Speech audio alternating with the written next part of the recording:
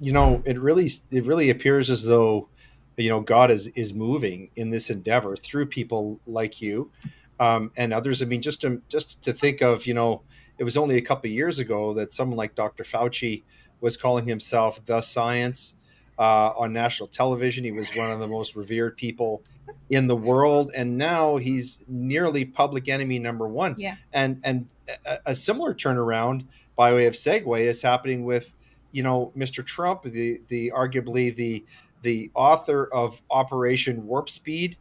Yeah. His situation has gone through an incredible turnaround. I wonder if we wouldn't mind talking, maybe taking a 40,000 foot view of what's going on nationally in terms of the politics of the United States right now, with, of course, the national election upcoming. It Right. wasn't so long ago that it looked like Donald Trump was going to go to jail, that he was going to be victimized by lawfare, and that the Democrats were going to steam to victory. And now that all of that just seems absolutely impossible, and that really the Republican Party and Mr. Trump are an unstoppable force. That, but for his death, and I say that particularly, he's going to be the next president. Would you agree with me that God is moving there? I mean, Right. is that overstating the case, or are people just so desensitized to the way that God moves that they don't Mm. recognize it when he's moving, because it just seems as though everything has shifted in a moment. Yes. What's your take on what's going on broadly with the presidential race in American politics right now? I'm very interested to get your view based upon some of your very astute posts that you've made on social media. Well, thank you, Leighton. First of all, I'm glad you're asking me that in this election year because none of my predictions could be wrong. It's so bizarre this timeline we're on that whatever I say, oh well, something happened in September. No, in reality, I think there's a lot to unpack from what you just said, and I think one of Yeah. the most important things for me is, um, God says He is the one that puts kings in power and takes down kingdoms, not us.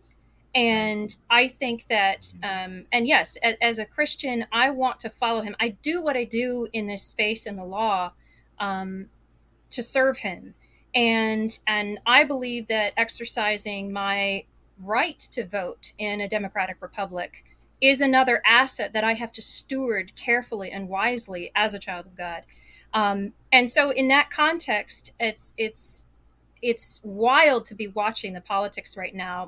My hope and prayer, is that Trump, as a man, and I think he has done this in his statement that he just released after the event. He recognized that God Almighty spared his life. Sure, he moved his head, or Hmm. but how did that happen, and why did that happen at that precise timing? I believe that God did spare his life. I think that in sparing his life, God has shown an incredible and unmerited mercy to this nation.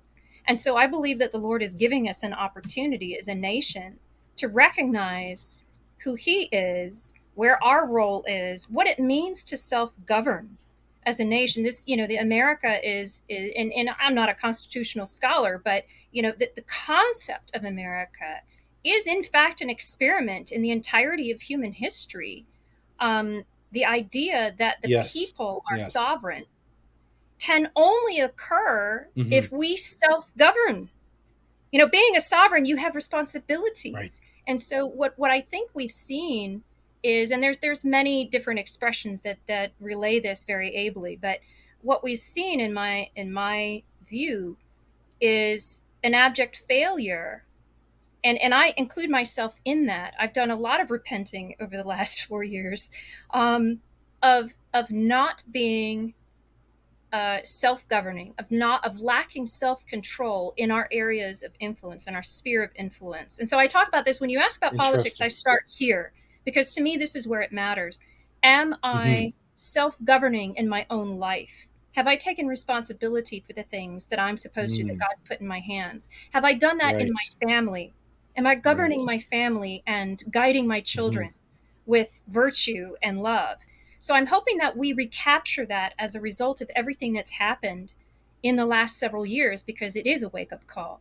I do think that the powers that be, however you want to frame that, um, are hoping for a lack of self restraint. I think they're hoping for a kinetic outbreak of the Right. tension that's here.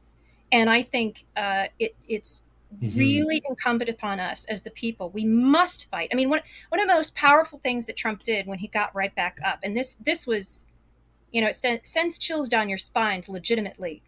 When he raised his fist, he mouthed the words "fight, fight, fight," and it was after he had just been shot. Hmm. Clearly, he's not asking you to get involved in a kinetic fight. What he's trying to say is, get back up, stand back up, don't give Yeah. in, don't Yeah. don't feel fatigued. And I think you mentioned it as to hearing about COVID and what we've been through. I think that the point of evil is to crush those that stand in its way. It doesn't have legitimacy. Evil doesn't have legitimacy. Right. Truth and justice do, Hmm. and mercy, but evil doesn't. And so all it can do is try Hmm. to steamroll. But if you and so I think if Hmm. people are able to stand, and it does take courage, and it's hard, and some people are more out in front than others, and they're losing their jobs and their livelihood, even their lives. But if we stand and we stand together, then evil cannot continue, it cannot crush. And I think one of the things that Trump exemplifies incredibly well is that drive, is that willingness to stand no matter what. And of course, that's very biblical. Hmm. The idea of standing because God It's has also very American, isn't it? well, To- and that's because it's coming from that biblical worldview, that idea right. that people can be Yeah. self-governing and can be under authority Hmm. without having to be ruled by man. Hmm. You mentioned the aspect of morality, and I'm glad you did that because this is one of the things that I wanted to get your take on. Rod Dreher is a very, very famous American author. I think lives in Austria now, but he commented he was talking about how the Republican National Convention, there's this broad tent that has Mhm. been put up by the Republican Party. We had a lady come on who gave a Sikh prayer, and then you have sort of perhaps surrendering or softening of positions that are sort of key moral issues. One of them is, of course, pro-life versus pro-choice and same-sex marriage.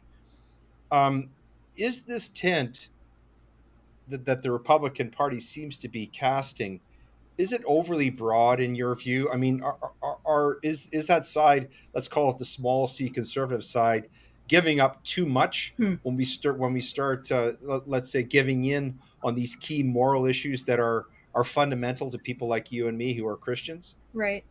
That is a great and loaded question. So I think it's very important in Hmm. the context of how I look at these things and what I see as coalitions, and I think you called it a broad tent, versus moral virtue and character of people that are involved and that we're working with. Clearly, the Republican Party is not a church, right? So I think that's one principle to Right. keep in mind.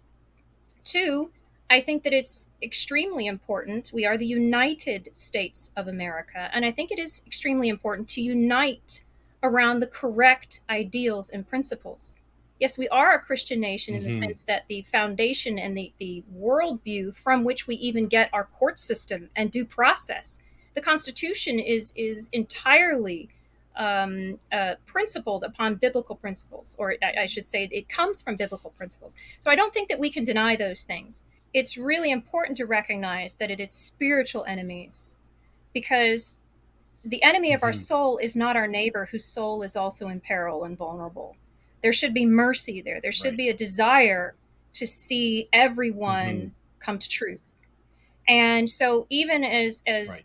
tough as I want to be, and as clear as I want to be, against opposing counsel, or anybody that is supporting what I consider to be wicked and unlawful, um, I don't need to see them as my enemy. I need to address all of this at the spiritual level. I Hmm. think keeping that attitude in mind, especially in the trenches, is really critical. And having people around you to hold you accountable. I'll tell you, Leighton. One of the things I tell everyone that I believe has some frontline exposure. One of the efforts of evil is, again, in trying to crush us, is to feel like there's nothing I can do. It is hopeless. I'm against voices that might be telling the truth, but don't leave any room for hope or an understanding that there is a job to be done. Everyone can do something. You Hmm. can pray. You can get involved in your local political system, and at the very least educate yourself about it. There's always something to learn and understand. And you've really done that for us here today. I mean, what a brilliant and inspiring perspective you have. Thank you so much for spending this time with us. We know you're incredibly busy with your law practice and your three children and all the things that you do.